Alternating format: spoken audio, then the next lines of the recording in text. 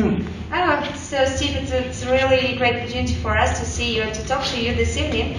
What would you say about the evening? Did you like it? What about the students? I liked it very, very much. I was absolutely amazed at how many people were here. You didn't expect it at the beginning? No, when I first came in, we saw people sitting around the table. Oh, that's okay, nice small group, informal. And then people just kept coming in like animals on a Noah's Ark. And not that there was anything wrong with so that. As I understand, you're not afraid of when you see a lot of people? No? No. So can you? Yeah. And as for the students, you always find some that are more free, more willing to participate, to ask questions. Some who aren't afraid. And we had a couple here, fortunately. Yeah, so it was fine. It was absolutely fine. Yeah, I like the group. Yeah. That's great. You know, for our teachers, it's always a problem when we ask questions. Our students, they don't want to answer the questions. So what advice can you give for us teachers? And I see that you have no problems with people to start talking to you. Well, it probably won't work all of the time, but I find it useful just to wander around and just suddenly stop at someone. Okay, you tell me. Or coax them. Do you have any pets? If they're, I don't know what to say. Well, what's your name? Do you have any pets? What's your favorite TV program? Just something to break the ice. And I always start off by saying, please do not be afraid to make a mistake. Yeah, just speak to me. You're not being mocked. It's an opportunity. Then yeah, I will want it. I use the ESP kind of thing. Oh, I got extrasensory perception. You wanted to ask me something, didn't you? Come on and tell me. That's great. Yeah. Maybe were you afraid to hear a question you would not, you could not answer? Yeah, maybe. Or occasionally, quite a popular question from younger students. Yours were a bit more mature to ask this question, but very often I'll be asked, "How old are you?" The last time we were in our college. You know, it's just the question that everyone can ask. I was expecting it to come out tonight. And I called you, and I was really surprised because I would never give you the age you have. Yeah, on my birthday next month I'll be 31 for the second time. Oh, that's great. I think that's the work that you do with your eye, they help you to look great.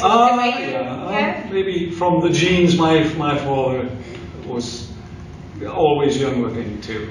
Would you like maybe one day to repeat the meeting that we had today with our students? I can do. Yeah, fine.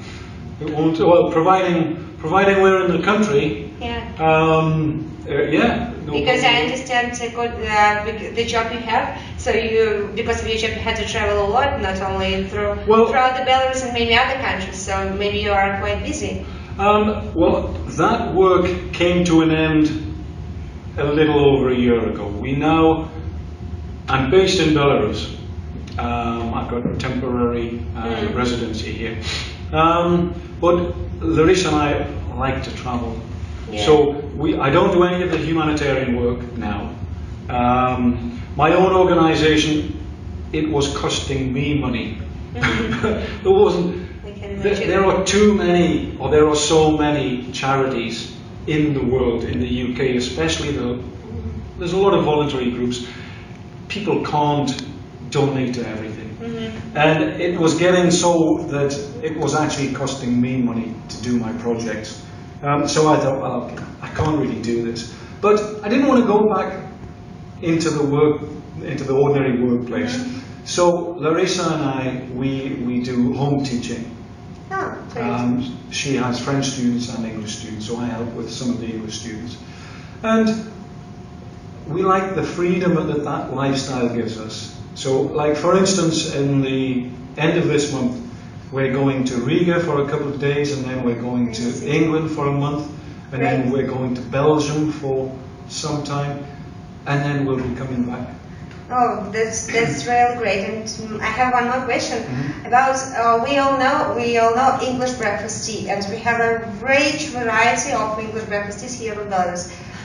Do you see the difference between English breakfast tea we have here and the one that you had in your country? Well, not just the one that you call English breakfast tea. We've tried.